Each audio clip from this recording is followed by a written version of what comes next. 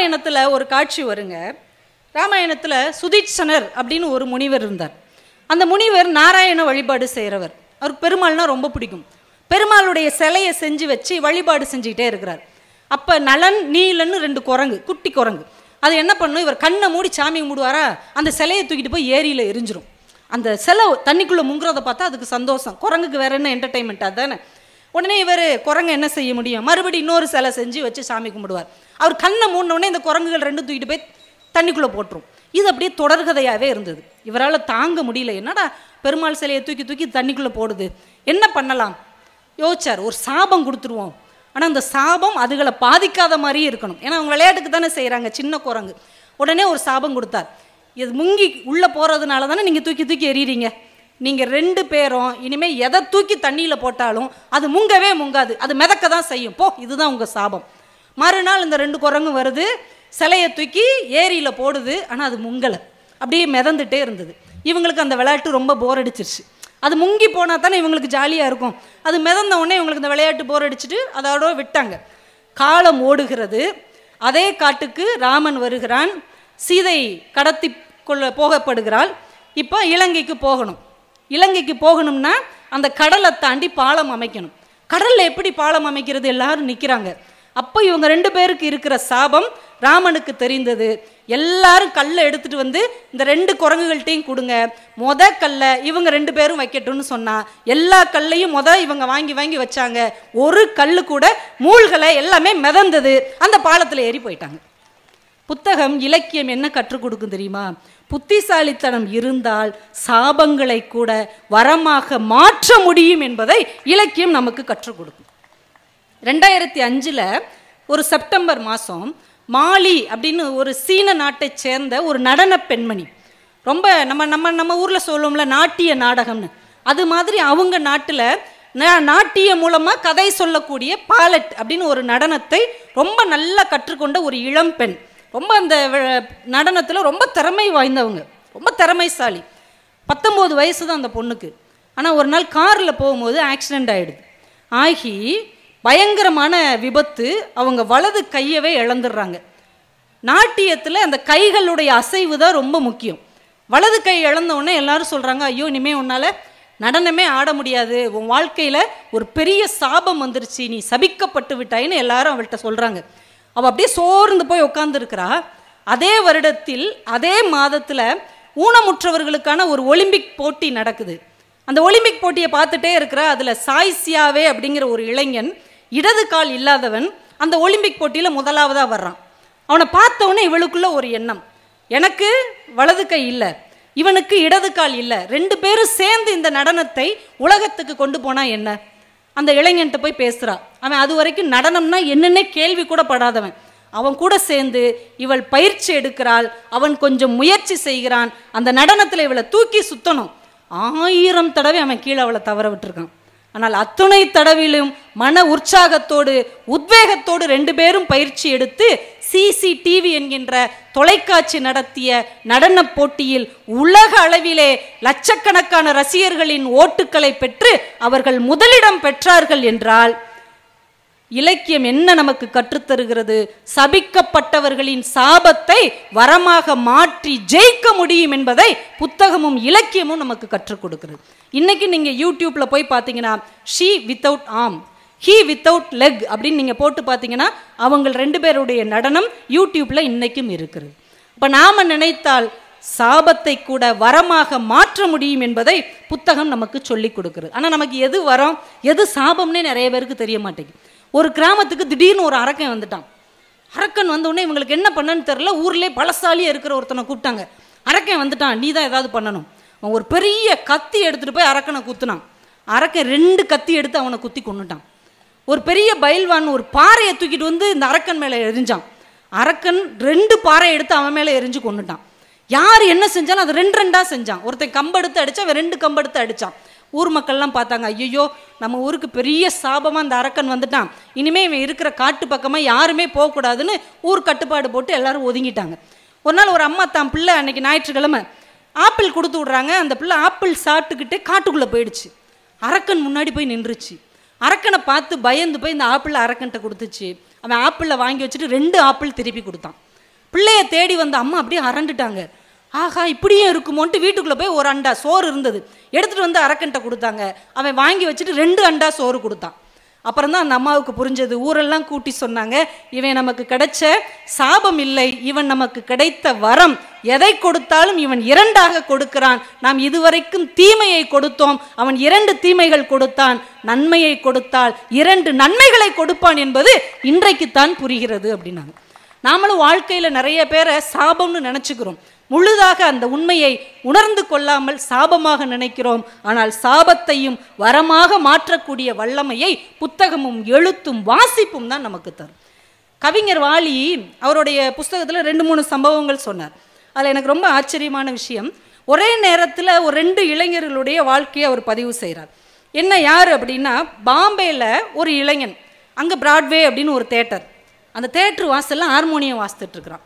அதே நேரத்தில் சென்னையில் இருக்கிற பிராட்வேன்னு ஒரு தேட்டர், அந்த தேட்டர் இன்டர்வெல்ல ஒரு இளைஞன் வடை வித்துட்ருக்கிறான். வாய்ப்பு கிடைக்கும் போதெல்லாம் இசை பயிற்சியும் செஞ்சுக்கிட்டே இருக்கிறான். காலம் ஓடிக்கொண்டே இருக்கிறது. அவங்க துறையில் அவங்க முயற்சி செஞ்சுக்கிட்டே இருக்காங்க. எந்த தேட்டர் வாசலில் அவன் ஹார்மோனியம் வாசித்தானோ, எந்த தேட்டரில் இந்த இளைஞன் வடை விற்றானோ, அதே தேட்டரில் அவங்க 2 பேருமே இசையமைத்த பாடல் இடம்பெற்ற படம் 100 நாட்கள் ஓடியது என்று வரலாறு பதிவு செய்யப்பட்டிருக்கிறது. மும்பையைச் சேர்ந்த இளைஞன் நௌசத் அலி என்கின்ற இசையமைப்பாளர், சென்னையைச் சேர்ந்த இளைஞன் MS விஸ்வநாதன் என்கின்ற ஒரு இளைஞன். இப்போ வாழ்க்கை எந்த அடித்தளத்திலிருந்து கூட நம்மை உச்சிக்கு கொண்டு செல்லும். நமக்கு தேவையானது நம்பிக்கையும் முயற்சியும் மட்டும்தான். காலம் எப்போ வேணால் நம்மளை உயரத்துக்கு கொண்டு போகும்.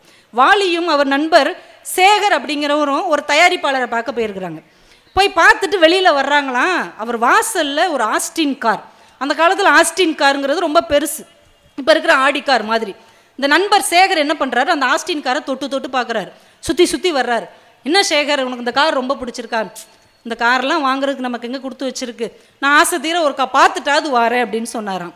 வாலி எழுதுகிறார், அன்றைக்கு ஆஸ்டின் காரை கூட வாங்க முடியாத சேகருக்கு மகனாக பிறந்தவன் தான் இந்தியாவுக்கு 2 ஆஸ்கார் வாங்கி தந்தான் என்று AR ரகுமானை பற்றி அவர் குறிப்பிட்டார். அவ்வளோ பெரிய ஆச்சரியமான விஷயம். வாழ்க்கை எந்த வினாடியில் வேண்டுமானாலும் உச்சத்தை தொடும் அல்லது பள்ளத்தில் விழும் என்பதை நாம் உணர்ந்திருந்தோம் என்றால் நம்ம வாழ்க்கை குறித்த ஒரு தெளிவான பார்வை நமக்கு கிடைக்கும். கண்ணதாசன் அவருடைய வாழ்க்கை வரலாறுல ஒரு விஷயத்தை சொல்றாரு. செட்டி நாட்டில் இருந்து அவர் 14 வயசு சிறுவனா சென்னைக்கு வர்றார். எழுத்து உலக கனவோடு வர்றார், சினிமாவுக்கு எழுதணும் அப்படின்னு கனவுகளோடு வர்றார். வந்தவர் மெரினா பீச்சில் ஒரு காந்தி சிலைக்கு கீழே உட்காந்துருக்கிறார். ஏன்னா மண்ணடியில் தான் அவங்களுடைய நகரத்தார் தங்குற விடுதி இருக்குது. இங்கேருந்து அங்கே போகணும்னா பஸ்ஸுக்கு 4 அணா காசு வேணும். அவர்கிட்ட 4 அணா காசு கூட இல்லை. அப்படியே சோர்ந்து போய் உட்காந்துருக்கிறார்.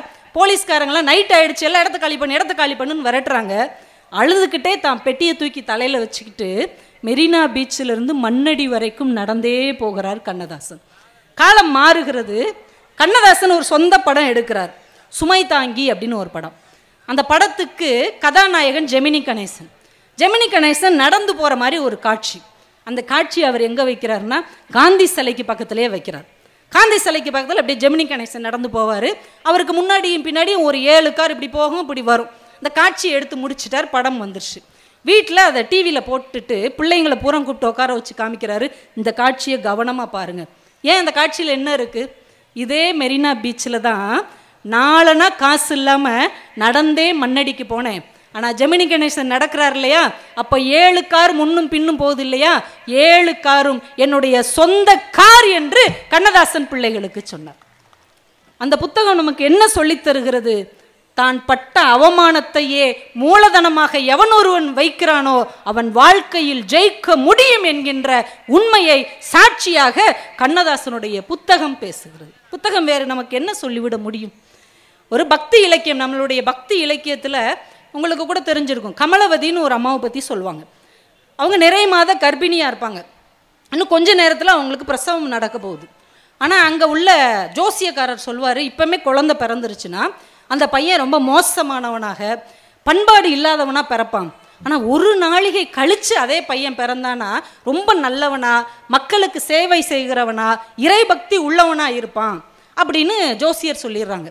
உடனே அந்த தாய் என்ன பண்ணுறா, இன்னும் ஒரு நாளிகை என்னை தலைகீழாக கட்டி தொங்க விடுங்க, ஒரு நாழிகை கழிச்ச பிறகு என்னை கீழே இறக்குங்க அப்படின்னு சொல்கிறாங்க.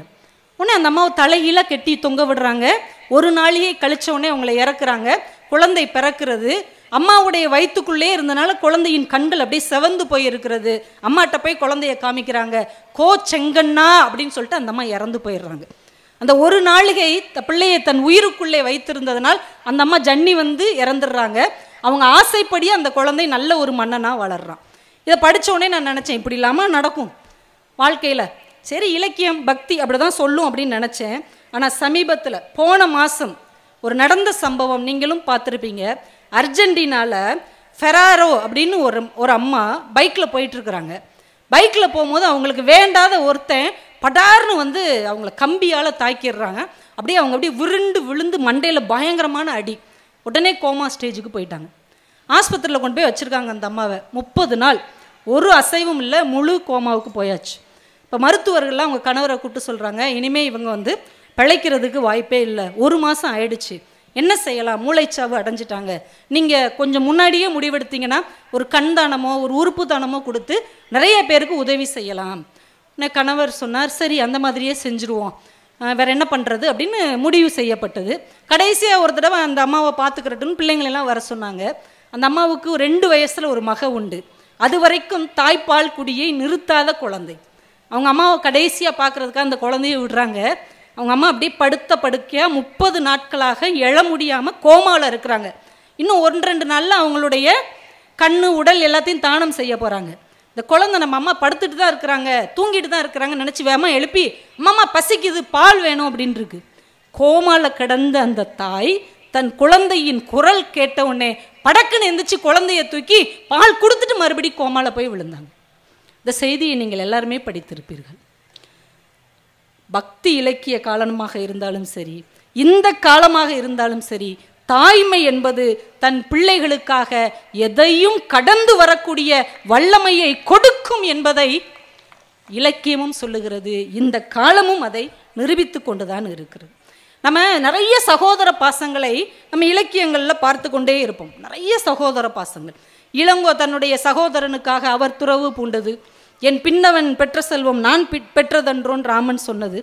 தன்னுடைய தம்பி சைவத்துக்கு திரும்ப வேண்டும் என்பதற்காக அவனுடைய சகோதரி சிவன் கோவிலேயே விரதம் இருந்தது. இப்படி மாதிரி அக்கா தம்பி பாசமெல்லாம் நாம் நிறைய படித்திருக்கிறோம். ஆனால் சமீபத்தில் ஒரு புத்தகத்தில் நான் படித்தேன். அமெரிக்காவில் டெக்சாஸ் மாகாணத்தில் ஒரு நடுத்தர குடும்பம். ஒரு அம்மா அப்பாவுக்கு 2 குழந்தைங்க. அக்காவுக்கு டெஸ்ஸுன்னு பேர், அவளுக்கு ஒரு 8-9 வயசு. தம்பிக்கு ஆண்ட்ரூ அப்படின்னு பேர், அவன் ஒரு 4 வயசு குட்டி பையன். ஒரு நாள் தெருவில் விளையாண்டிக்கிட்டு இருந்தான், திடீர்னு மயங்கி விழுந்துட்டான். என்னடா திடீர்னு மயங்கி விழுந்துட்டான்னு அவனை ஆஸ்பத்திரிக்கு கொண்டு போய் அட்மிட் பண்ணுறாங்க. மூளையில் ஒரு நரம்பு செயல் இழந்துருச்சு, ஆப்ரேஷன் பண்ணணும்னா நிறைய செலவாகும். அது ஒரு நடுத்தர குடும்பம். உடனே அவங்க என்ன பண்ணாங்க, இருக்கிற வீடு சொத்து எல்லாத்தையும் விற்று கொண்டு வந்து மருத்துவம் பண்ணி பார்த்தாங்க. அப்போவும் குணமாக்க முடியலை. உடனே இந்த மருத்துவர் சொல்லிட்டாரு, இதுக்கு மேலே உங்கள் மகனை காப்பாற்றுறதுக்கு முடியலைங்க, ஏதாவது அற்புதம் நடந்தால் தான் உங்கள் மகனை காப்பாற்ற முடியும், நீங்கள் வீட்டுக்கு எடுத்துகிட்டு போயிருங்கன்ட்டாங்க. பையனை வீட்டுக்கு எடுத்துகிட்டு வந்து படுக்க வச்சுட்டாங்க. அம்மாவும் அப்பாவும் சோகமாக உட்காந்துருக்குறாங்க. அக்காக்காரி வேகமாக ஓடி வர்றா, 8 வயசு அக்கா. தம்பி படுத்தே இருக்கிறான். டேய் தம்பி எந்திர்றா எந்திர்றா, ஏன்டா படுத்தே இருக்கிற, என் கூட விளையாடவா, என்னுடைய பென்சிலை கூட நான் உனக்கு கொடுத்துட்றேன்டா, அந்த உண்டியல் கூட உனக்கே தந்துடுறேன், இனிமேல் உங்க கூட சண்டையே போட மாட்டேன், உன்னை நான் திட்ட மாட்டேன், அடிக்க மாட்டேன், ப்ளீஸ்டா எந்திரிச்சிரு எந்திரிச்சிரு எந்திரிச்சுன்னு அந்த பிள்ளை அப்படியே கதறி அழுகுது படுத்து கிடக்கிற தம்பியை பார்த்து. உடனே அவங்க அம்மாவும் அப்பாவும் அவங்கள தோளில் சேர்த்து அழுகுறாங்க. உடனே இந்த பிள்ளை கேட்குறா, ஏம்மா தம்பி படுத்துருக்கிறான், ஏன் எந்திக்க மாட்டேங்கிறான், என்ன செஞ்சால் அவன் எந்திப்பான்? மருத்துவர் சொன்ன அதே வார்த்தையை பெற்றோர்கள் சொல்லுகிறார்கள், ஏதாவது அற்புதம் நடந்தால் தாமா அவன் எந்திப்பான். இந்த குழந்தை டக்குன்னு எந்திரிச்சா. அவள் உண்டியலில் சேர்த்து வச்சிருக்கிற பணத்தை எல்லாம் உடச்சி எடுத்துட்டு பக்கத்தில் இருக்கிற ஒரு மெடிக்கல் ஷாப்புக்கு ஓடி போனான். போய் அந்த மெடிக்கல் ஷாப்புக்கு நடத்துகிறவர்கிட்ட சொன்னான், ஏதாவது அற்புதம் இருந்தால் கொடுங்க, அந்த பணத்தை வச்சுக்கிட்டு என் தம்பியை நான் காப்பாற்றணும், தயவு செஞ்சு அற்புதம் இருந்தால் கொடுங்கன்னு அந்த பணத்தை அவங்க முன்னாடி எறிகிறா.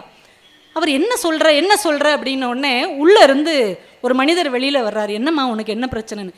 இல்லை என் தம்பி படுத்த படுக்கையாகவே இருக்கிறான், என்கிட்ட சண்டையே போட மாட்டேங்கிறான், பேசவே மாட்டேங்கிறான், அற்புதம் இருந்தால் தான் அவன் பழைக்க முடியும்னு எங்கள் அம்மா சொன்னாங்க. அப்படியா அப்படின்னு அவர் வேகமாக இவளை கூட்டிட்டு வீட்டுக்கு வந்து பார்த்தார். அவன் மூளை நரம்பு பாதிக்கப்பட்டிருக்கிறான். மெடிக்கல் ரிப்போர்ட்டை பார்த்துட்டு அவர் சொன்னார், உடனே இவனை மருத்துவமனைக்கு கூட்டுவாங்க. நீங்கள் யார் சார்? சிரிச்சுக்கிட்டே அவர் சொன்னார், என் பேர் டாக்டர் ஹால்டன் ஆம்ஸ்ட்ராங், இந்த மூளை நரம்பு வைத்தியத்திற்கு பிரபலமான மருத்துவன், இன்னைக்கு தற்செயலாக உங்கள் ஊருக்கு வந்திருக்கிறேன், உடனே அவனை ஆஸ்பத்திரிக்கு கூட்டுவாங்கன்னு கூட்டு போய் அவர் ஆப்ரேஷன் பண்ணுறார். அந்த குழந்தை பிழைத்து எழுந்து விட்டது. பெற்றோர்கள் அப்படியே கண்ணீர் மல்க கேட்கிறார்கள், இதுக்கு எவ்வளோ ஃபீஸ் கொடுக்கணும்? அவர் சிரித்து கொண்டே சொன்னார், இந்த அற்புதத்துக்கான விலை உங்கள் பொண்ணு உண்டியலில் சேர்த்து வச்சுருந்தால அந்த பணம் மட்டும்தான், வேற ஒன்றுமே இல்லை என்று சொன்னார். சங்க இலக்கிய காலமாக இருந்தாலும் நம் சமகாலமாக இருந்தாலும் ஒரு சகோதர பாசம் இருந்தால் எப்பேற்பட்ட அற்புதத்தையும் நிகழ்த்தி காட்ட முடியும் என்பதை எழுத்தும் வாசிப்பும் மட்டும்தானே நமக்குள்ள அந்த நம்பிக்கையை உத்வேகமாக தருகிறது. என் இனிய நண்பர்களே, ஒன்றை சொல்லி நான் முடிக்கிறேன். என்னுடைய நண்பன் ஒரு புத்தகத்தில் இருக்கிற ஒரு கதையை எனக்கு வாட்ஸ்அப்பில் அனுப்பி வச்சான். ஒரு தொழிலதிபர் ரொம்ப நொடிச்சு போயிட்டார், என்னென்னமோ பண்ணி பார்த்தார், ரொம்ப நொடிச்சு போயிட்டார், தோல்வியை அடைஞ்சிட்டார். ரொம்ப நொந்து போய் அப்படியே தெருவில் நடந்து வர்றார். அங்கே ஒரு குப்பை தொட்டி இருந்தது. குப்பை தொட்டிக்கு பக்கத்தில் ஒரு கல் இருந்தது. அதில் போய் அப்படியே உட்காந்துட்டார். உட்காந்துட்டு பார்க்குறார், இப்போ இந்த குப்பை தொட்டியும் நம்மளும் ஒன்று தான், அதனாலேயும் பிரயோஜனம் இல்லை, நம்மளாலேயும் பிரயோஜனம் இல்லை, அதையும் யாரும் மதிக்க மாட்டாங்க, நம்மளையும் யாரும் மதிக்க மாட்டாங்க, இப்படி ஆயிட்டோமேன்னு அப்படியே உட்காந்துருக்கிறார். அவர் உட்காந்துருக்கும் போதே கொஞ்ச நேரத்தில் ஒரு மனிதர் வர்றாரு, கையில் ஒரு சாக்கு பை கொண்டு வர்றார். கொண்டு வந்து அந்த குப்பை தொட்டிகளில் இருக்கிற கண்ணாடி பாட்டில் எல்லாம் எடுத்து உள்ளே போட்டு கொண்டு போகிறார். கொஞ்ச நேரம் கழிச்சு இன்னொருத்தர் வர்றார், ஒரு அட்டைப்பெட்டி கொண்டு வர்றார். அதில் அந்த குப்பை தொட்டியில் இருக்கிற பிளாஸ்டிக் பொருட்கள், இரும்பு பொருட்கள், பேப்பர் இதெல்லாம் அள்ளி கொண்டு போகிறார். ஒரு ஆச்சரியமாக பார்த்துட்டு இருக்கிறார். இன்னும் கொஞ்ச நேரம் கழிச்சு ஒரு நாய் அங்கே வருது. அந்த குப்பை தொட்டியில் எரியப்பட்டு இருக்கிற இலையெல்லாம் பிரித்து அதில் இருக்கிற சாப்பாடெல்லாம் சாப்பிட்டுட்டு அது பசி அறிட்டு போகுது. அந்த நாய் போனதுக்கப்புறம் ஒரு பசு மாடு வருது. அந்த நாய் ஒதுக்கி போட்ட இலைகளை எல்லாம் அது தான் சாப்பிட்டு பசியாறுகிறது. இந்த தொழிலதிபர் அப்படியே அசந்து போயிட்டார். ஒன்றுக்குமே உபயோகம் இல்லைன்னு நினச்ச ஒரு குப்பை தொட்டி கூட இத்தனை பேர் வாழ்வதற்கு ஒரு வழிகாட்டி கொண்டிருக்கிறது என்றால், ஆறறிவு படைத்த நான் ஏன் இப்படி சோம்பேறியாக வருத்தத்தோடு உட்கார வேண்டும் என்று அவர் நினைத்தார்.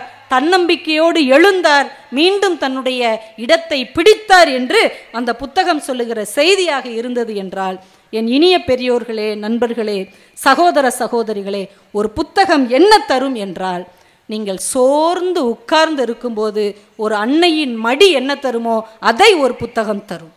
நீங்கள் மனம் உடைந்து இருக்கும்போது ஒரு நண்பன் எப்படி ஒரு தோள் தருவானோ அந்த உணர்வை ஒரு புத்தகம் தரும்.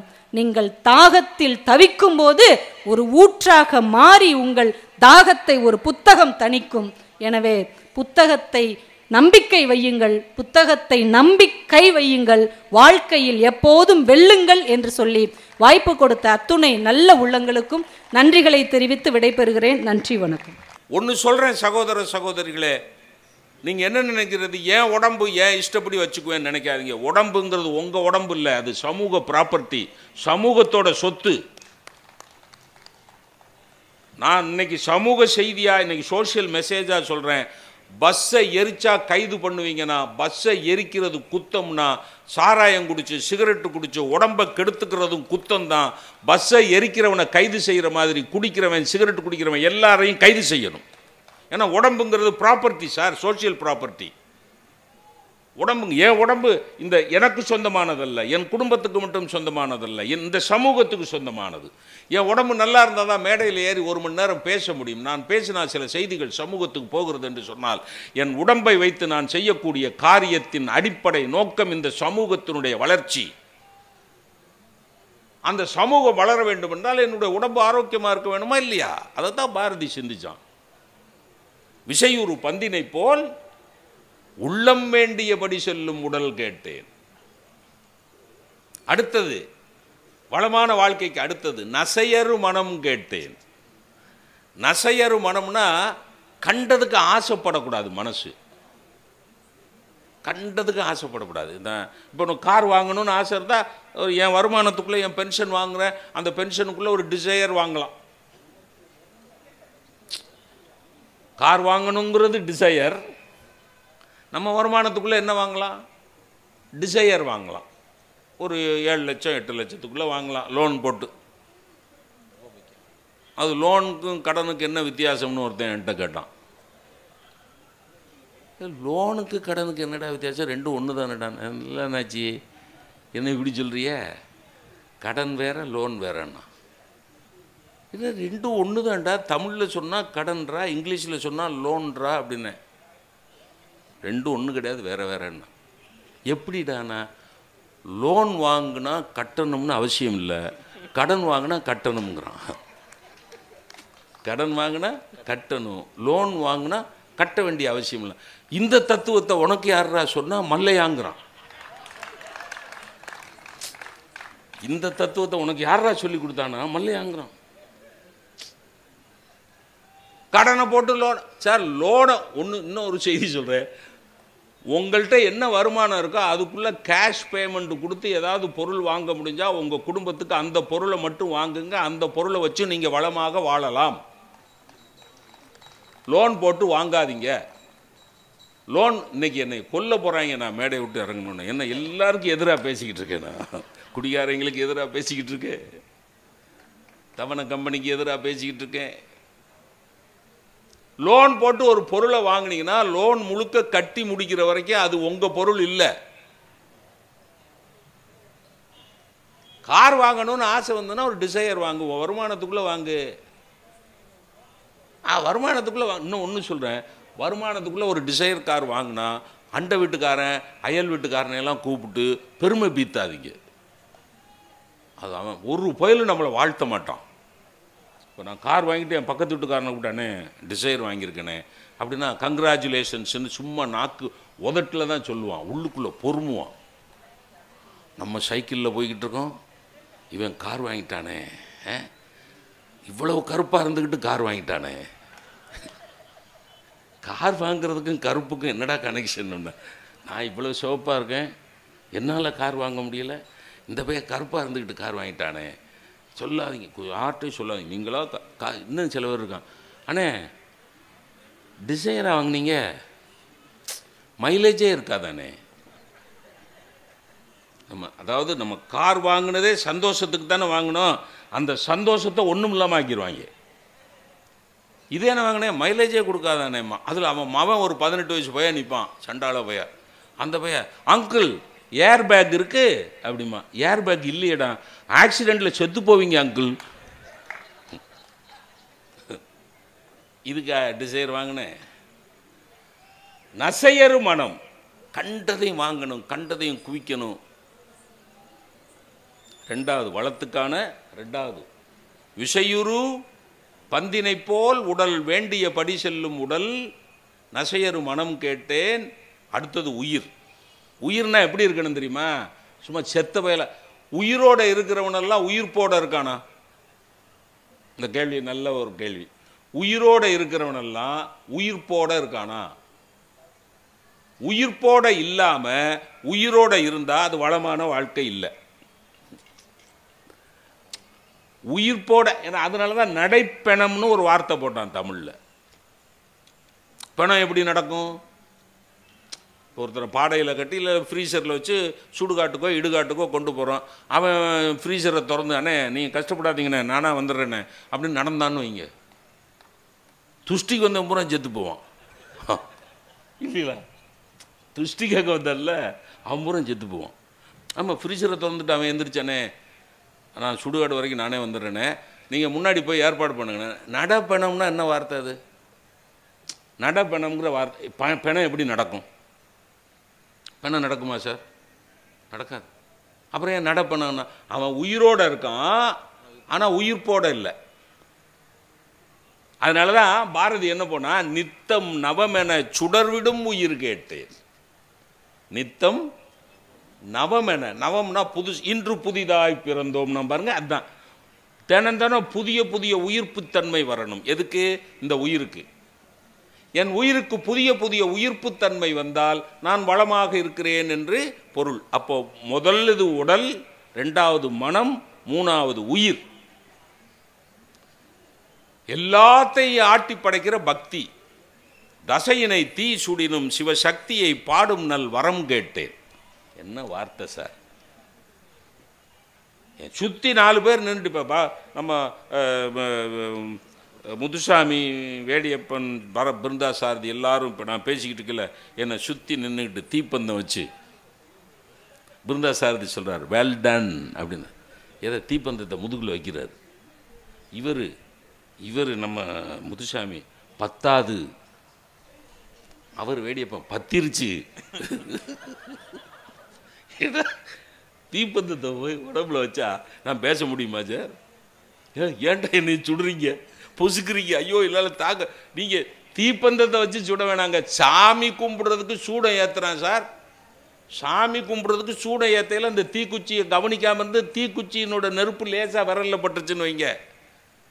சாமி படத்துக்கு முன்னாடி சாமி கும்பிட்றதுக்கு நின்னவன் அந்த சின்ன நெருப்பு கையில் பட்டுச்சுன்னா சனியனேங்கிறான். அவர் படத்தில் இருக்க முருகன் வேலை லேசாக நகட்டிட்டு நம்மளை சனியனேங்கிறவன் யாரு அப்படின்னு பார்க்குறாரு. சாமி படத்துக்கு முன்னாடி நின்றுக்கிட்டு லேசாக தீக்குச்சி நெருப்பு பட்டுச்சுன்னா என்ன சொல்கிறான்? சனியனே அப்படின்னா. முருகனோ வெங்கடேச பெருமாளோ அவங்க என்ன நமக்கே சூடம் காமிச்சிட்டு நம்மளையே சனியேங்கிறானே செண்டாளன். அவன் என்ன சொல்கிறான்? தசையினை தீ சுடினும் சிவசக்தியை பாடும் நல் வரம் கேட்டேன். எனக்கு என்ன வரம் வேணும் தெரியுமா? எனக்கு காரை கொடு, பங்களாவை கொடு, அழகான மனைவியை கொடு, நல்ல குழந்தைகளை கொடு. எனக்கு அந்த வரம்லாம் வேண்டாம். என்னை சுற்றி நின்று தீயை வச்சு பொசுக்குனாலும் அந்த தீ சுட்டு என் உடம்பு கருகிக்கிட்டு இருக்கிற போது கூட சிவசக்தி சிவசக்தி சிவசக்தி என்று சொல்லுகிற வரம் கொடுன்னு நான் பாருங்க, அது வளமான வாழ்க்கை. உங்களுக்கு எனக்கு வாய்க்குமா? அப்போ உடல், மனம், உயிர், பக்தி எல்லாத்துக்கும் அடிப்படையாக இருக்கிற புத்தி. பக்தி கடைசியாக புத்தி. புத்தி என்ன தெரியுமா? புத்தி எப்படி இருக்கணும் தெரியுமா? ஆசிலேட்டிங்காக இருக்கக்கூடாது. அசைவரும் மதி கேட்டேன். அசைவரும் மதினா என்ன? ஆசிலேஷன் இல்லாத அறிவு. இங்கேயும் அங்கேயும் அலைபாயக்கூடாது. மனசு கூட அலைபாயக்கூடாது.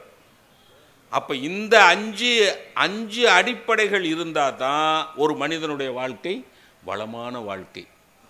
பொருள் புரியுதுங்களா?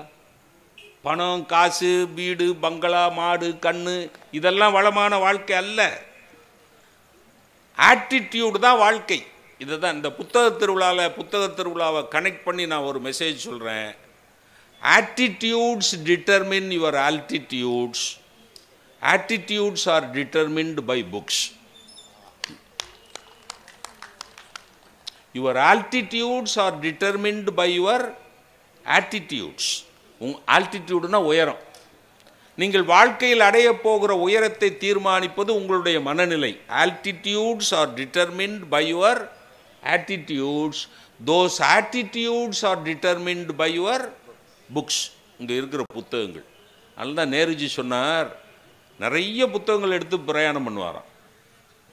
நிறைய புத்தகங்களை எடுத்துகிட்டு பிரயாணம். நண்பர்கள் கேட்டாங்களா, 10-15 புத்தகத்தை எடுத்துகிட்டு போகிறீங்களே, 10 மணி நேரம் பயணத்தில் அவ்வளோத்தையும் படிச்சுருவீங்களா அப்படின்னு கேட்டாங்களாம் நேருஜிட்ட. நேருஜி சொன்னாராம், இல்லை அதெல்லாம் படிக்க முடியாது. அப்புறம் எதுக்கு வீணாக இவ்வளோ பெரிய வெயிட்டை தூக்கிட்டு அலையிறீங்க, 10-15 ஒரு புத்தகத்தை எடுத்துகிட்டு போகலாம்ல அப்படின்ன போது நேருஜி சொன்ன பதில் தான் வளமான மனசுலேருந்து வந்த பதில். என்ன பதில் சொன்னார் தெரியுமா? இல்லை, என்னால் 10 புத்தகம் படிக்க முடியாது, ஆனால் 10 அறிஞர்களோடு பயணப்படுவது போல எனக்கு ஒரு உணர்வு ஏற்படும்னு. அசடுகளோடு பயணம் செய்வதை விட அறிஞர்களோடு பயணம் செய்வது நல்லது இல்லையா? இப்போ நம்ம எல்லாம் அசடுகளோடு தான் பயணப்பட்டுக்கிட்டு இருக்கோம். ட்ரெயினில் ஏறினோன்னு, அண்ணே நீங்கள் B1 ஆமாம், நானும் B1 தானே. சரி, உங்கள் சீட்டு 18 ஆமாம் 18, நான் 19 எனக்கு சைடு அப்பர்னே. உங்களுக்கு சைடு லோயரானே? ஆமாம் சைடு லோயர். அப்போ நீங்கள் கீழே தானே படுக்கணும். அசடே, லோயர்னால் கீழே தானே படுக்கல. தூங்கவே விட மாட்டான். 10 நிமிஷத்துக்கு ஒரு தடவை எட்டி பார்த்து, அண்ணே தூங்கிட்டீங்களா? இந்த அசட்டு பயலோட பிரயாணம் பண்ணுறதோட ஒரு பாரதியார் புத்தகத்தோட பயணம் பண்ணலாம்ல. நம்முடைய மனநிலைகளை உருவாக்குவது புத்தகங்கள்.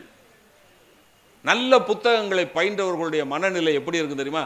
அப்துல் கலாமோட கனவுகளை பற்றி பொன்ராஜ் பேசுனதுனால அதை சொல்லிட்டு நான் நிறைவு பண்ணுறேன். கலாம்கிட்ட கேட்டாங்க, அதுக்கு முன்னாடி என் வகுப்பில் நடந்தது சொல்லிடுறேன். ஏன் நான் வகுப்பில் வேலை பார்த்தேன்னு சொன்னாலும் சிரிப்பீங்க. எவன் எந்த வாத்தியார் இன்னைக்கு வகுப்பில் வேலை பார்க்குறான்? எந்த பூசாரி கோயில் கர்ப்பகிரகத்தில் சின்சியராக ப்ரே பண்ணுறான்? ஒருத்தன்ட்டையும் சின்சியரிட்டியும் கிடையாது, ஒரு இளவும் கிடையாது. எல்லாம் காசுக்கு கூலிக்கு மாரடிக்கிற கூட்டமாக போயிடுச்சு. எல்லா துறையிலையும் கூலிக்கு மாரடிக்கிற கூட்டமாக போயிடுச்சு. சரி, அந்த கூலிக்காவது அடிக்கிறானான்னு பார்த்தா அதுலேயும் ஏமாத்துறான். மாரடிக்க கூட்டு வந்து கூலி கொடுத்தா வயிற்றில் அடிச்சுக்கிட்டு இருக்கான். டேய் மாறு 2 ஸ்டெப்பு மேலே போடா அப்படின்னா இருக்கு, இவன் கொடுக்குற காசுக்கு போதும். காசுக்கு தந்தாப்புல வயிறா மாறான்னு தீர்மானம். நான் சும்மா ஒரு நாள் கேட்டேன், பிள்ளைங்களா பசங்களா சொர்க்கத்துக்கு போகணும்னா என்னடா பண்ணணும்? சும்மா கேட்டேன், ஜென்ரல் நாலேஜ் கொஸ்டின். சொர்க்கத்துக்கு போனால் என்னடா செய்யணும் அப்படின்னு. அப்புறம் ஒரு கண்டிஷன் போட்டேன். ஒரு பையன் சொன்ன பதிலையே எல்லாரும் திரும்ப திரும்ப சொல்லக்கூடாதுரா. ஏன்னா அவங்க அப்படி சொல்லுவான், சேட்டக்கார பயிலுவோ சொல்லுவானுவோ. ஒரு பறவையின் பேர் சொல் அப்படின்னா புறா அப்படிமா. நீ இன்னொரு பறவையின் பேர் சொல் அடுத்தவனை கூப்பிட்டா இன்னொரு புறா அப்படிமா. அதை தப்புன்னு சொல்ல முடியாது. அது ஒரு இன்னொரு புறா. 3வது பேர்ட்டா 3வது புறா. 4வது 40 பேர் 40வது புறாம்மா. அதனால் கண்டிஷன், ஒரு பையன் சொன்ன பதிலே சொல்லப்படாதுரா. வித்தியாசமாக பதில் சொல்லணும். இங்கே பாருங்கள், வளமான மனசு இல்லைன்னா எப்படி சொல்லுவானோ அதான் இது. தம்பி என்ன பண்ணணும் சொல்லு. அவன் கொஞ்சம் ஃபெர்டைல் மைண்டு. சார் சொர்க்கத்துக்கு போகணும்னா பெத்த தாய் தகப்பனை கும்பிடணும் சார். மாதா பிதா குரு தெய்வம் மாத்ரு தேவோ பவ பித்ரு தேவோ பவ ஆச்சாரிய தேவோ பவ உபனிஷத்தில் சொல்லியிருக்கு சார்.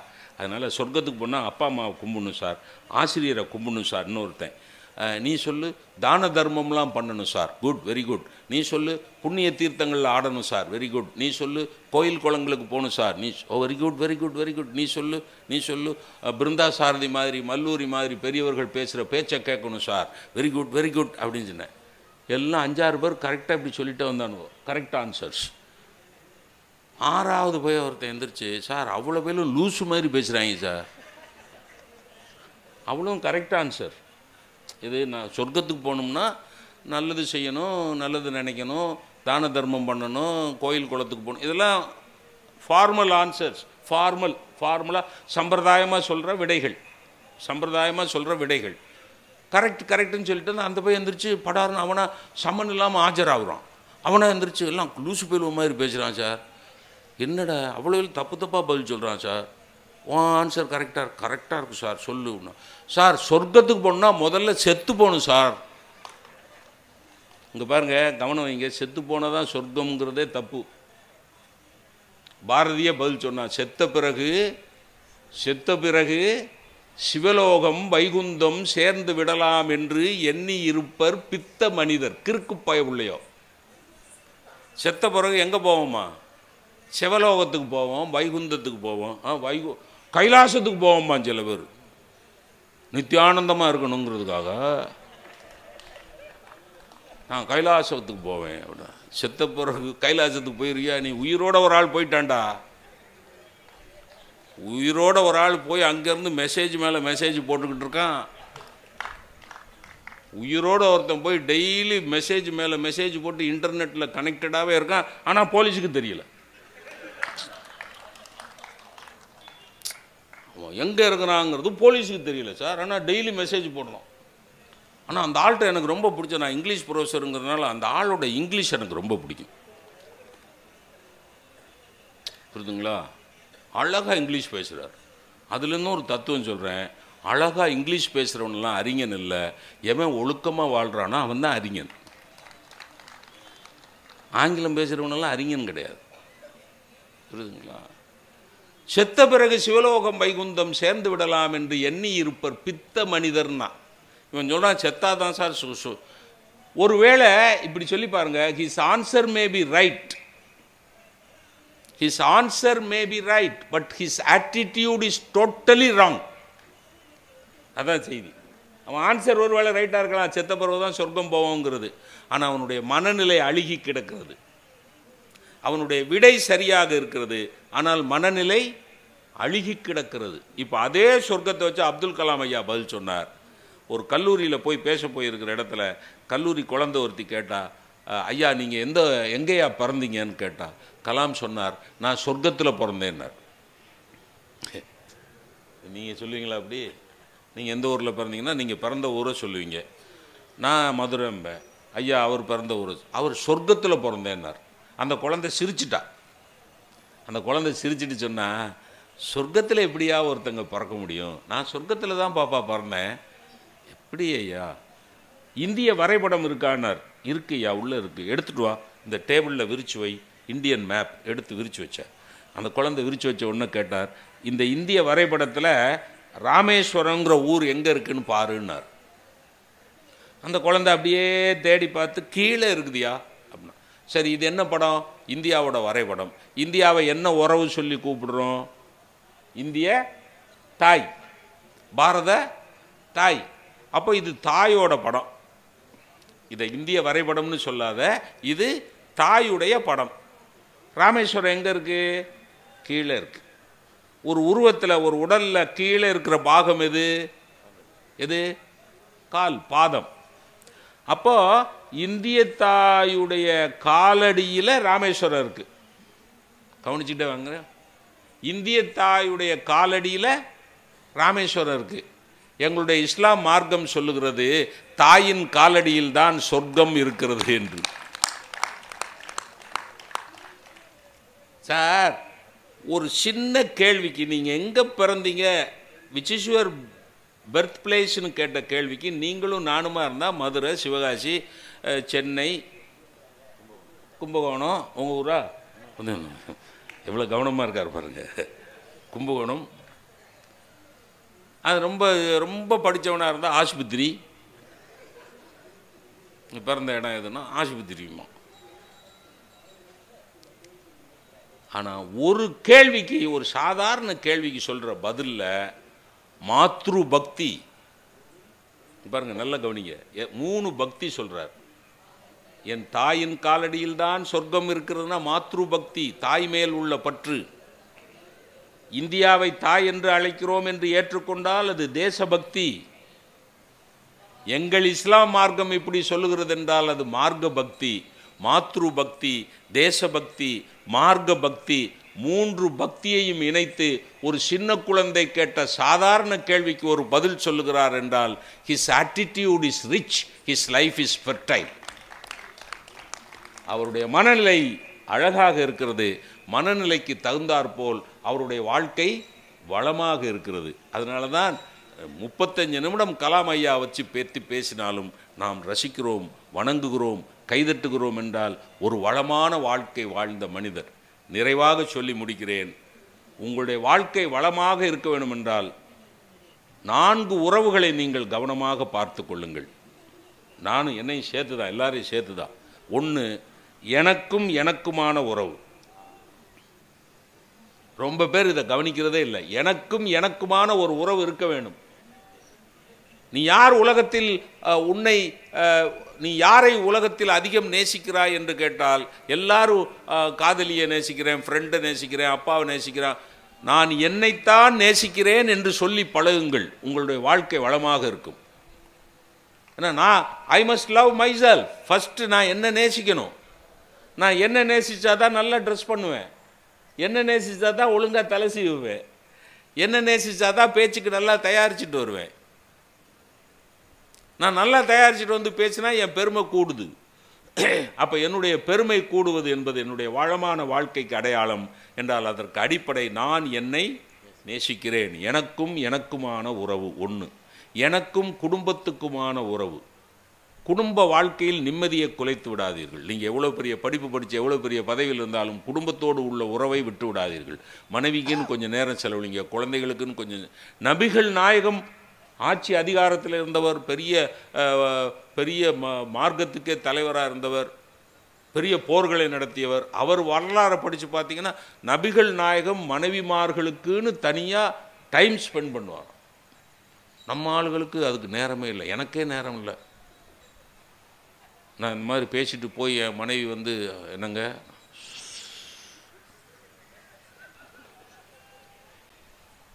பேச மாட்டேன், நான் ரொம்ப பேச மாட்டேங்க, மேடையில் தான் பேசுவேன்.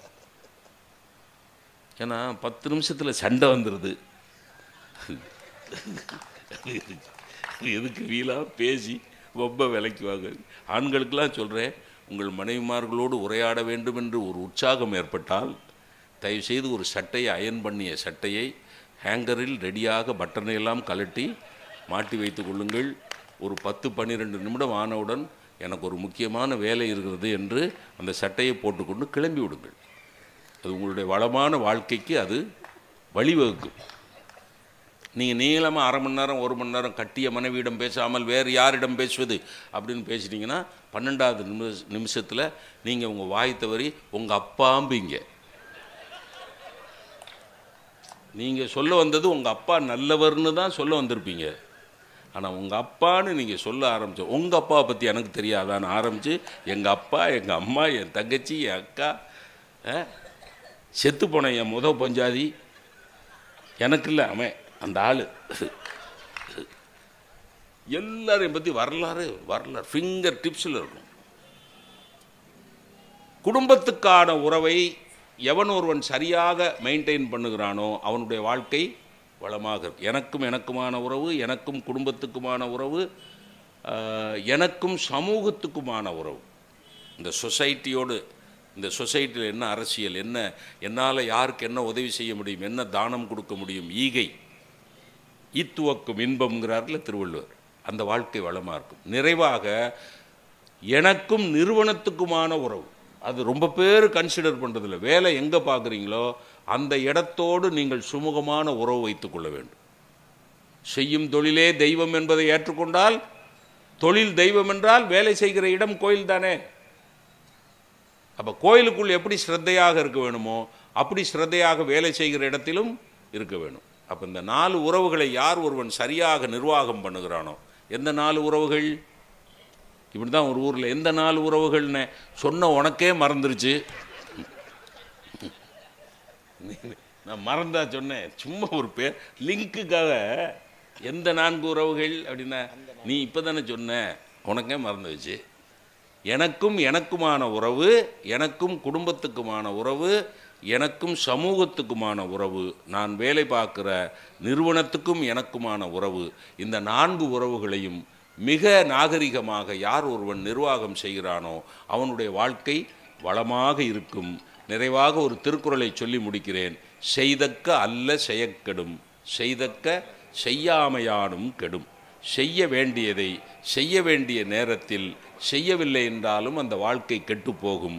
செய்யக்கூடாததை செய்யக்கூடாத நேரத்தில் செய்து கொண்டே இருந்தாலும் அந்த வாழ்க்கை கெட்டுப்போகும். எதை எந்த நேரத்தில் எவ்வளவு செய்ய வேண்டும் என்பதை யார் சரியாக தீர்மானம் செய்கிறானோ அவனுடைய வாழ்க்கை வளமாக இருக்கும். அப்படிப்பட்ட ஒரு வளமான வாழ்க்கை புத்தகங்களின் மூலமாகவும் புத்தக கண்காட்சியின் மூலமாகவும் உங்களை வந்து சேர வேண்டும் என்று நான் வணங்கக்கூடிய தெய்வங்களை எல்லாம் பிரார்த்தித்து இந்த புத்தாண்டில் வாழ்த்தி உரையை நிறைவு செய்கிறேன். நன்றி, வணக்கம். சார், நாங்கள்லாம் சார் 10 வருஷத்துக்கு முன்னால எப்படி இருந்தோம் தெரியுமா எங்க குடும்பம்னு. அவன் பக்கத்துல நின்னீங்கன்னா நம்ம சூசைட் பண்ணிக்கிற அளவுக்கு பேசுவான் சார். சில பேர் இருக்கான், இன்னும் 5 வருஷத்துல பாருங்க என் இடமே வேற, நான் வேற மாதிரி. இதையே அவன் 10 வருஷமா சொல்லின்னு இருக்கான். அதாவது இறந்த காலத்திலேயே இருப்பார்கள், இல்லை என்றால் எதிர்காலத்திலேயே இருப்பார்கள். நடந்த காலத்தில் இருப்பதுதான் உண்மையிலேயே இன்பம். எப்போ துன்பம் வரும் தெரியுமா? நமக்கு நடந்த பிரச்சனைகளை நினைத்து நினைத்து பார்க்கிற பொழுதுதான் துன்பம் வரும். இந்த கொரோனான்றது துன்பம், பெரிய துன்பம் இல்லையா? அது கூட துன்பம் இல்லைங்க, நம்ம எச்சரிக்கையா இருந்துக்கலாம். இந்த கொரோனால இருந்த 2 வருஷத்துல வாட்ஸ்அப்ல நிறைய டாக்டருங்க ஆயிட்டானுங்க. அப்பமா அள்ளி விடுறான் சார். அன்னைக்கு ஒரு நாள் நான் ஒரு வாட்ஸ்அப்ல பார்த்தேன், ஒரு மெசேஜ் இருக்கு. 50 வயசுக்கு மேல நிறைய பேர் குளிக்கிற ரூம்ல மாரடைப்பால் மரணம் அடைகிறார்கள், ஏன் அப்படின்னு டாபிக் போட்டு விட்டான். இப்போ நான் வாட்ஸ்அப்ல வர்றது நிறைய நம்புறது இல்லை, இருந்தாலும் 50 வயசு ஆயிடுச்சு. இந்த குளிக்கும் போது வேற ஹார்ட் அட்டாக் வருதுன்னு பேசுறான். நம்ம டெய்லி 2 வேளை குடிக்கிறவன், படிச்சுதான் பார்ப்போமேன்னு படிச்சேன். அதை அவன் பேசியிருக்கான் சார். 50 வயசுக்கு மேல நீங்க குளிக்க போகும்பொழுது தண்ணியை எடுத்து உடனே தலையில் ஊற்றிக்காதீங்க. ஏன்னா தலையில் ஊற்றிங்கன்னா ரத்தம் கிடுகிடுன்னு கீழே இறங்கி இதயத்தை அடிக்கும். எப்படி குளிக்கணும்னா, குளிக்கிறதுக்கு முன்னால தண்ணியை காலில் ஊற்றுங்க, வெயிட் பண்ணுங்க கொஞ்சம் கொஞ்சமா. சார் அதை நம்பல, ஆனாலும் வயசு 50 ஆயிடுச்சு. முன்னெல்லாம் நான் இப்போ பாத்ரூம் போனால் ஷவரை திருப்பி ஜாலியாக குளிச்சுட்டு வரவேன் சார், 10 நிமிஷத்தில் வெளில வந்துடுவேன். இப்போ அரை விட அது காலில் ஊற்றி வெயிட் பண்ணி ரத்தம் ஏறுற அளவுக்கு, அதாவது நம்ம அப்படியே ஆற்றிடுவாங்க. இதெல்லாமே பெரிய துன்பம் தான். இந்த ஒர்க்கிங் சிஸ்டம் மாறிடுச்சு பார்த்தீங்களா சார்? ஆஃபீஸுக்கு போகும்போது இருந்த மகிழ்ச்சி ஒர்க் அட் ஹோம்ல இருந்ததா? இல்லை. இந்த கம்ப்யூட்டர்ல இருக்கிற நண்பர்கள்லாம் எப்படிதான் அந்த வேலையை செய்யறாங்கன்னு தெரியல சார், ரொம்ப கஷ்டம். நம்ம அவங்களெல்லாம் சில சமயம் ரொம்ப ஜாலியான ஆளுங்கன்னு நினைப்போம். இல்லை சார், உண்மையிலேயே வீட்டில் உட்காந்து வேலை செய்யற கஷ்டம் தண்ணி பார்த்தாதான் தெரியும். எனக்கு என்னன்னா, ஆஃபீஸுக்கு போயிட்டோம் வச்சுங்க சார், ஒரு 10 ஹவர் வெளியில சுதந்திரமா இருக்கலாம் சார். அம்மா ஒய்ஃபு பிரச்சனையே இல்லை, நினைச்சது பேசலாம். சரியா? வீட்டில் முடிய முடியாதுல்ல. இது ஒர்க் அட் ஹோம்ல எனக்கும் வந்து மாட்டுச்சு. எங்க ஆஃபீஸில் ஐயோ நம்ம மட்டும் அவஸ்தை இருக்கு பார் சார். சிஸ்டம் ஓப்பன் பண்ணி உட்காந்துட்டு, வீட்டில் ஒரு சின்ன வீடு தானே, 900 ஸ்கொயர் ஃபீட்டு, வீட்டில் சத்தம் கேட்குதுன்னு ஹெட்ஃபோன் வச்சுக்கினேன். என் ஒய்ஃபு நடந்துங்கன்னே சொல்றா, எல்லாத்துக்கும் ஒரு திருட்டுத்தனம் உனக்குன்னா. ஓப்பன் பண்ணா என்னோட ஹெச்ஓடி, என் ஹெச்ஓடி கொஞ்சம் அழகா இருப்பாங்க சார். இவ என்ன பண்ணுங்க, இப்படி வந்துட்டு ஸ்கிரீன்ல எங்க ஹெச்ஓடியை பார்த்துட்டா. அவளுக்கு என்ன தோணுச்சு தெரியல, இப்படி வந்து முன்னால நின்றுட்டா. இது லேப்டாப்புக்கு பின்னாடி நின்றுட்டு சைகிலே கேட்குறா, இது யாரு? நான் ஆஃபீஸ் வேலை பார்த்துன்னு இருக்கேன், சொல்ல முடியாது. அந்த அம்மா புரிஞ்சுக்கிச்சு. வாட் இஸ் மோகன் எனி ப்ராப்ளம் இன்னும் வேணும் அப்படின்னு ஒரு 1/2 ஹவர் முடித்தேன். முடித்தோடனே என் ஒய்ஃப் கேட்டாங்க, யாரோ ஒரு பொம்பளை பேசுகிறா, சிரிச்சு பல்லெல்லாம் காமிச்சின்னு பதில் சொல்கிற, நான் ஏதாவது கேள்வி கேட்டேன்னா உருன்னு பதில் சொல்கிறியேன்னு. நான் சொன்னேன், அந்த அம்மா மாதமான 1 லட்சம் ரூபாய் எனக்கு சம்பளம் கொடுக்குது, அதனால சிரிச்சு பேசுகிறேன். அந்த 1 லட்சத்தை முழுசா நீ வாங்கிக்கிற, உங்ககிட்ட எப்படி சிரிச்சு பேச முடியும்? இல்லைங்க, சிஸ்டமே மாறி போச்சு. இப்போ ஆஃபீஸில் வந்து டை கட்டி யாரை பார்த்தாலும் பயமா இருக்குது, வேலையை விட்டு எடுத்துருவானுங்களோன்னு. அன்னைக்கு உட்காந்தே இருக்க ஒரு 6 அடியில் ஒருத்தன் டை கட்டி நின்றுதான், எழுந்துட்டேன் வணக்கம் சார்னு. ஆனால் என்ன விட பவ்யமாக வணக்கம் சார்னா, இனியே நம்மளுக்கு பவ்யமாக வணக்கம் சொல்கிறான்னு பார்த்தேன். நீங்க அப்படின்னா எனக்கு என்னன்னா, கார்பரேட் ஆஃபீஸ்லேருந்து எவனா செக்கிங் வந்திருக்கான்னு நினச்சேன், வேலையை விட்டு எடுத்துருவானுங்களேன்னு. அவன் சொன்னான், இல்லை சார் நான் இன்சூரன்ஸ் பிடிக்கிறதுக்காக வந்துருக்கிறேன் அப்படின்னா. போயா அப்படின்னா, சம்பளமே ப்ரீமியம் லெவலில் தான் வந்து நிற்குது இப்போ. என்னது சார், கொரோனா துன்பம் தானே. நான் அப்பப்போ இன்பம் துன்பம் சொல்லிக்கினே இருப்பேன். ஏன்? டாபிக்ல இருக்கேன்னு அர்த்தம். கொரோனா துன்பம் தானே. என் ஃப்ரெண்டை கேளுங்க, டே அதை விட இன்பம் எதுவுமே இல்லைன்னா. ஆச்சரியமா போச்சு. அவனுக்கு கொரோனா வந்தது சார். ஃபோன் பண்ணி சொன்னேன், டே பார்த்துக்கிட்ட, எல்லாரும் சொல்லுவாங்களா, அட்வைஸ்லாம் அள்ளி விடலாம்ல, பார்த்துக்கோ, ஜாகிரதை, தனிமையாக இரு, வீட்டில் கூட யாரோடையும் பேசாத, ஒரே ரூமில் இரு, வேணும்னா சிஸ்டத்தை உள்ளே எடுத்தும்போ, மியூசிக் கேளு, புக்கு படி, இளையராஜா துணை இருப்பார். நான் அந்த தெருப்பக்கமே போல ஒட்டிக்கு போகுதுன்னு எல்லாம் அட்வைஸ் ஃபோன்லேயே அள்ளி விட்டேன். அவன், நீ யாரடா, இதை விட சுகம் எதுவுமே இல்லைடா. நான் சொன்னேன், என்னடா கொரோனா வந்துருக்குது, வீட்டிலேயே 14 நாள் உள்ள ரூம்ல போட்டு வச்சிருக்காங்க, இதை விட சுகம். ஆமாடா, யாரும் தேவையில்லாம என்கிட்ட பேசுறது இல்லை, ஒய்ஃப் உள்பட. நான் சுகம். அதுவும் இல்லாம கதவுக்கு உள்ள இருந்து நான் எது கேட்டாலும் 2வது நிமிஷம் வந்துடுது. முன்னெல்லாம் ஒரு காப்பி கேட்டா 1/2 ஹவர் 1 ஹவர் ஆகும். இப்ப அப்படி கிடையாது. கேட்ட உடனே டக்குன்னு கதவு தட்டி வாசல் வச்சுட்டு போயிடுவாங்க. இல்லைன்னா நான் சொல்லுவேன், நானே வந்து எடுத்துக்குவான்னு, நானே வெளியில வந்து எடுத்துக்குவான்னு. அதுக்கு பயந்து விழுந்து வேலை செய்யறாங்கடா. இதை விட சுகம் எதுவும் இல்லைன்னா அதுதான். அவ்வளோ துன்பத்திலையும் அவன் இன்பத்தை பார்த்தா பாருங்க சார். உண்மையாதான் துன்பப்பட்டுக்கிட்டே இருக்க முடியாதுங்க, துன்பம் மறந்துடுது. பாரதி சொன்ன வார்த்தை. பாரதி உண்மையிலே அப்படிதான் இருந்தான். காலையில சாப்பாடு இல்லை பாரதிக்கு, வீட்டு வாடகை செலுத்த முடியல, ஏழ்மை. ஆனால் எழுதினான், எத்தனை கோடி இன்பம் வைத்தாய் இறைவா இறைவான். அதுதான் துன்பம் மறந்துடு சார். துன்பத்தில் நிறைய, நான் ஒரு கட்டுரை படிச்ச ஒரு டாக்டர் எழுதியிருந்தாரு. என்னன்னா, உங்க மனசு துன்பம் ஆயிடுச்சு, உங்க மனசை யாராவது காயப்படுத்திட்டாங்க அப்படின்னா, அந்த மனசை காயப்படுத்துபவர்களை மன்னிப்பதற்கு உங்களுடைய மூளை 8 முதல் 10 மாதம் வரை எடுத்துக்கொள்கிறது. ஆய்வு கட்டுற, அதாவது அந்த ஆளை நம்ம மன்னிக்கிறதுக்கு 10 மாசம் ஆகுமா? அப்படிலாம் ஒண்ணும் இல்லை, எனக்கே தெரியும் சார். 20 வருஷம் ஆகுது சார் எனக்கு கல்யாணம் ஆகி. இப்ப எங்க மாமனாரை நினைச்சா கூட பிபி ஏறும். நம்மளால மன்னிக்கவே முடியல. தம் பொண்ணை நல்லா தெரிஞ்சு வச்சுன்னு நம்மளுக்கு கல்யாணம் பண்ணி கொடுத்தாரு பாரு, அந்த கோபம் இன்னும் அடங்கல. இந்த கொரோனா அவருக்குள்ள வந்தது. காஞ்சிபுரத்தில் இருக்காரு மாப்பிள்ளை, கொரோனான்னு உள்ள ஒரு மகிழ்ச்சி. டக்குன்னு நான் என்ன பண்ணேன், ஏதாவது ஒண்ணு சொல்லணுமே அவருக்கு சமாதானமான. மாமா என்ன ஏதாவது பிரச்சனையா, வேணும்னா வாங்க அப்போலோல சேர்த்து விட்டுறேன்னு. அவரு உஷாராயிட்டாரு. இவன் வேற எதுக்கு திட்டம் போடுறான்னு, இங்க கவர்மெண்ட் ஆஸ்பத்திரியில பாத்துக்கிறேன்ட்டாரு.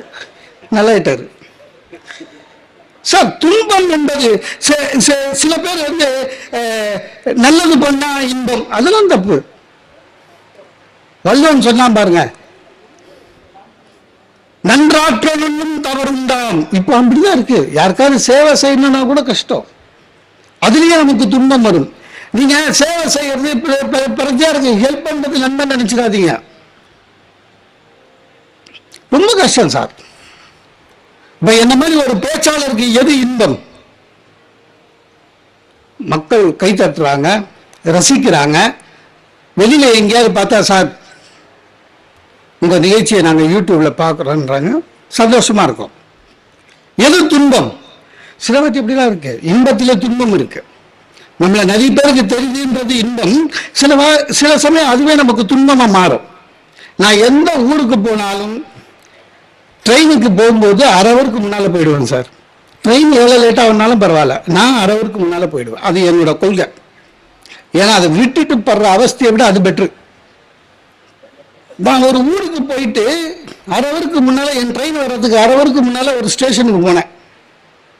பிளாட்ஃபார்ம்ல நடந்துகிட்டே இருக்கேன். உங்களுக்கு தெரியும்ல, இந்த ரயில்வே பிளாட்ஃபார்ம்ல ஒவ்வொரு பெரிய ஸ்டேஷன்லயும் போலீஸ் ஸ்டேஷன் இருக்கும். அந்த எஸ்ஐ வெளியில நிக்கிறாரு, அவருக்கு தெரியல, மப்பில இருந்தாரு. அவர் செல்போன் பேசி சார் அப்படின்னாரு. சரி தெரிஞ்ச ஒரு அக்கௌண்ட் நினைச்சிட்டு, என்ன வணக்கம் சார், ஊருக்கா அப்படின்னாரு. ஆமா சார். என்ன ட்ரெயின்னாரு. தெரியாம ட்ரெயின் பேர் சொல்லிட்டேன்.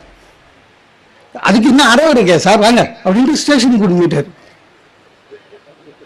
வாங்க உட்காருங்க அப்படின்னாரு. இல்ல சார், நான் ஏசி கொஞ்சம் முன்னால உட்காரு சார், நம்மள மீறி ட்ரெயின் போகாது, எங்களுக்கே அந்த ட்ரெயின்ல தான் டியூட்டி, அந்த ட்ரெயின்ல டியூட்டி வருவாங்கல்ல போலீஸ், அவரு அப்படின்னு பெஞ்சில் உட்கார வச்சுட்டு, இருங்க சார் நான் ட்ரெஸ் சேஞ்ச் பண்ணி வரேன்னு போயிட்டாரு உள்ள. பெஞ்சில் பார்க்குறேன், இன்னொரு ஆள் லுங்கியோட உட்காந்து வரான். என்ன பார்த்து சிரிச்சான். அவனுக்கு என்னன்னா, நம்ம கூட இன்னொரு அக்யூஸ்ட மாட்டேன்னு வராங்க. நான் அவனை பார்த்து நீங்க அப்படின்னு, தண்டவாளத்தை தாண்டினேன் சார், பிடிச்சிட்டு வந்துட்டானுங்க அப்படின்னா. நீங்க அப்படின்னா சொல்லணும்ல, நான் பிளாட்ஃபார்ம்ல நடந்து வந்தேன், பிடிச்சிட்டு வந்துட்டாங்க. அப்புறம் ஓ, இப்போ பிளாட்ஃபார்த்தில் நடந்து வந்தா கூட பிடிக்கிறானுங்களா? அவன் இந்த எஸ்ஐ உள்ள போனாரு, டிஸ்சார்ஜ் பண்ணாரு. நைட் ஷிஃப்ட் வர போலீஸ்லாம் வந்தாங்க சார். வந்தாங்க, என்கிட்ட பேசணுமேன்றதுக்காக அந்த பையனை போ அப்படின்னு விரட்டி அனுப்பிச்சிட்டாங்க திட்டிட்டு. அவன் போகும்போது அந்த பையன் சொல்லிட்டு போறான், இந்த போலீஸ், இந்த ஸ்டேஷன் போலீஸ் நல்லவங்களாகிறாங்க சார், ஒன்றும் கேட்கல, திட்டி அனுப்புவாங்க, நீ கூட மூஞ்சி பாவமாக வச்சுக்கோ, உன்னையும் அனுப்பிச்சிடுவாங்கன்ட்டு எனக்கு அட்வைஸ் பண்ணிட்டு போயிட்டான். இவங்க ஒரு 6 பேர் பேசினாங்க சார். பேசி திருப்பியும் நான் போல ட்ரெயின் வரட்ட இருக்கேன். ட்ரெயின் வந்துடுங்க. இவங்க 4 போலீஸ், ஒரு எஸ்ஐ, எல்லாம் கையில துப்பாக்கி வேற வச்சுக்கிறாங்க. ஒருத்தர் சொல்றாரு, உங்க பேக் கொடுங்க சார், நான் எத்தனை வேணாம் சார். அந்த ஏசி கோச்சு முன்னால இருக்கணும். என்ன கூட்டிட்டு போகும்போது பார்த்தா சுத்து போலீஸார், நடுவில் நான். அந்த ஜன்னல் ஓரத்தில் கம்பார்ட்மெண்ட்ல, ஜெனரல் கம்பார்ட்மெண்ட்ல ஒரு அம்மா என் காது பட சொல்லுது, இந்த காலத்தில் எவனையும் நம்ப முடியலன்னு. என்ன அரெஸ்ட் பண்ணி கூட்டிட்டு போறாங்கன்னு நினைச்சுக்கிறாங்க சார். நான் நினைக்கிறேன் அந்த அம்மா அடுத்த நாள் தினத்தந்தி பேப்பர்ல தேடி இருக்கோம் என் பேரை. அதாவது எல்லா இன்பத்திலும் துன்பம் இருக்கு. ஒரு நல்லது செய்தா துன்பம். சார், இந்த விழா நடக்காத நாள்ல, இந்த சனி ஞாயிறு, எல்லா சனி ஞாயிறும் நம்ம வெளியூர் போயிடுவோம். ஏதாவது ஒரு ஊர்ல பேச்சு இருக்கும். ஃப்ரீயா ஏதாவது ஞாயிற்றுக்கிழமை வந்ததுன்னா அந்த மதுராந்தகத்துக்கிட்ட ஒரு ஆதரவற்ற முதியோர் இல்லம் இருக்கு. நான் வந்து ஒரு தொண்டு உள்ளமா அங்க போய் பேசுவேன். பேமெண்ட் எல்லாம் எதுவும் வாங்க மாட்டேன், நம்மளால முடிஞ்சது. சீனியர் சிட்டிசன் ஒரு ஹவர் பேசி அவங்கள சிரிக்க வச்சுட்டு வந்துடும். நான் ஒரு நாள் போய் பேசுறேன், ஒரு பெரியவர் இங்க வாங்கினாரு. எப்பவுமே கூப்பிட்டு ஆசீர்வாதம் பண்ணுவாங்க, அது ஒண்ணுதான் கிடைக்குவாங்க. ஆசீர்வாதம் பண்ணிட்டு அவர் சொன்னாரு, தம்பி நீ என்ன உங்க இஷ்டமா வர, நல்லா இருக்கு, நீங்க பேசும்போது எங்களுக்கு சிரிப்பா இருக்கு, கவலையெல்லாம் மறக்கிறோம். ஒன்று செய்யுங்க, பேசாம எங்களோடய தங்கிடுங்க, ஞாயிற்றுக்கிழமை இங்கேயே, அதாவது ஆதரவற்ற முதியோர் இல்லம். ஏன்டா அப்ப போகணும்னு ஆயிடுச்சு. அதாவது நல்லது செய்யணும் சார். உண்மையா சார், நாம அனுபவிச்சிருக்கேன் சார். அன்றைக்கு எத்திராதி காலேஜ் வழியா வரேன், எவனோ ஒருத்தன் ஒரு ஸ்டூடெண்ட் ஒரு பொண்ணோட பேக்கை பிடின்னு ஓட்டுக்கிறான் பைக்ல. அந்த பொண்ணு மை பேக் இருந்துச்சு. நம்ம சும்மா இருக்கலாம்ல, உதவி நல்லது செய்வோம்னு நினைச்சு என்னம்மா ஆச்சுன்னு, அங்கிள் என் பேக்கை பிடின்னு ஓட்டான்ச்சு. ஏம்மா ஐடென்டி கார்டெல்லாம் விடுங்க அங்கிள், என் ஃபோன் மாட்டிக்கிச்சு இருந்து. அதாவது identity card, college library card, அதை பற்றி என்ன பாப்பாவுக்கு கவலை இல்லை. ஃபோன் போயிடுச்சு. நான் வேணா ஃபோன் போயிடுச்சா கவலையப்படாத, ஜிபிஎஸ் மூலமா இப்போ போலீஸ் சீக்கிரமா கண்டுபிடிச்சிடுவாங்கன்னு சும்மா இல்லாம சார் தொண்டு உள்ளமா ஸ்டேஷனுக்கு கூட்டி போனேன். இன்ஸ்பெக்டர் இருந்தாரு. என்ன சார், இவங்க பேகை யாரோ புடின்னு போயிட்டாங்கன்னு. நீங்க யாருன்னு நான் போயின்னு சார் கூட்டணும். அவருக்கு என்ன தெரியல, கூட்டின்னு வந்தேன்னு. திடீர்னு சார் அவரு, அவன் புடிங்க போன யாரு, உன் கூட்டாளி தானே அப்படின்னாரு. கூட்டாளியா? இந்த பொண்ணு அவர்கிட்ட சொல்லுது, இல்ல சார் இவர் ஹெல்ப் பண்ண, இருமா உனக்கு தெரியாது, இவங்கெல்லாம் கூட்டுக்கலவானீங்க, ஒருத்தர் அடிக்கிற மாதிரி அடிப்பான், ஒருத்தர் ஹெல்ப் பண்ணுவான், எல்லாம் டிராமா அப்படின்னாரு. பயந்துட்டேன் சார். டிப்டாப்பா போனவன் இன்ஸ்பெக்டர் பேச லைட்டா கை கட்ட ஆரம்பிச்சிட்டேன். பயந்துட்டேன். ஓ சொல்லு கூட யாரு சார்? இல்லை சார், உண்மையிலே சார் நான் பட்டிமன்றம் பேசுறேன் சார். அப்படின்னா அவர் பட்டிமன்றம் பார்த்தது இல்லை போலது சார். எனக்கு எல்லாரையும் தெரியும் சார். பாத்தியம்மா லைனா பெரிய ஆளுங்க பேரெல்லாம் சொல்லுவான் பாரு, இப்போ இவனுங்க கூட்டமே இப்படிதான் அப்படின்னாரு. அந்த பொண்ணு உண்மையிலே என்கிட்ட ஒரு கேள்வி கேட்டா சார், உண்மையா சொல்லியா, இதே ஒரு கேள்வி பேகை கூட்டின்னு ஒரு போலீஸ் ஸ்டேஷனுக்குனாரு. எனக்கே சந்தேகம் வந்துச்சு, உண்மையிலே போயிருப்போமான்னு. சார் நம்ப மாட்டீங்க சார், கடைசியில் அந்த பொண்ணு தான் பேசி என்னை வெளியிட்டு வந்தது. மற்றவங்களுக்கு நன்மை பண்ணணும், எல்லாமே அப்படிதான் சார்.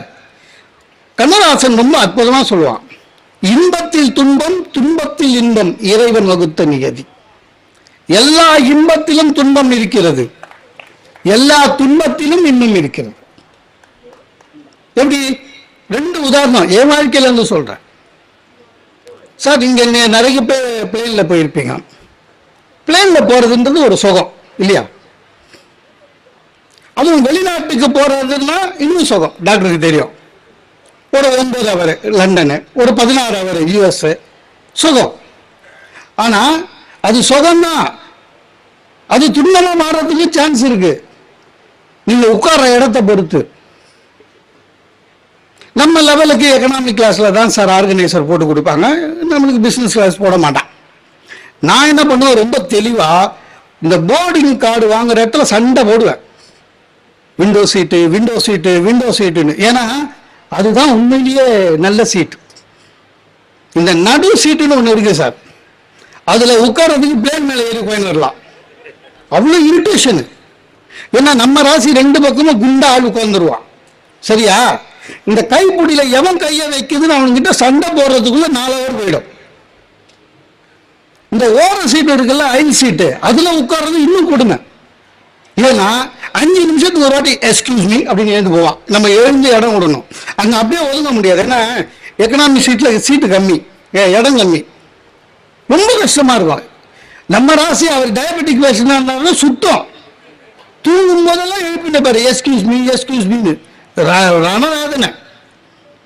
நான் ஒரு முறை லண்டன் போகும்போது அந்த பொண்ணுகிட்ட சண்டை போட்டேன்.